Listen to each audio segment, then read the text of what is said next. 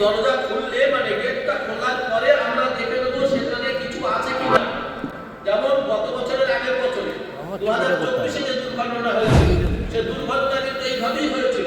মনি already lift switch টিপেছে, lift এসেছে, আওয়াজ হয়েছে, গেটটাও খুলেছে, কিন্তু ভিতরে যেটা আপনার যে ল্যাপটপ সেটা নেই।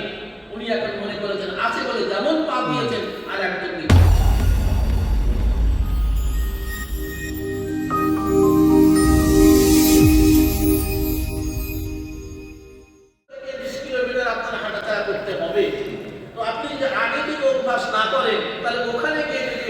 তাহলে কিন্তু শরীরের একটা সমস্যা আসতে পারে।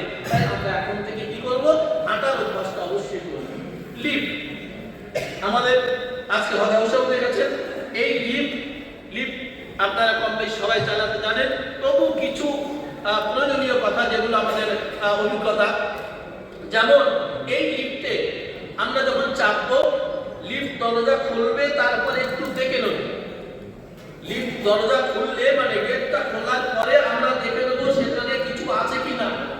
যেমন গত বছরের আগের বছরে 2024-এ যে দুর্ঘটনা হয়েছিল, সে দুর্ঘটনা কিন্তু এইভাবেই হয়েছিল। মনি অলরেডি লিফট সুইচ টিপেছে, লিফট এসেছে, আওয়াজ হয়েছে, গেটটাও খুলেছে, কিন্তু ভিতরে যেটা আপনার যে ল্যাপটপ সেটা নেই। উনি এখন মনে করেছেন আছে বলে যেমন পা দিয়েছেন আর একদম নিচে। তো এই জন্যই লিফট যখন ব্যবহার করবো আমরা সাবধানতার সঙ্গে অবলম্বন করবো।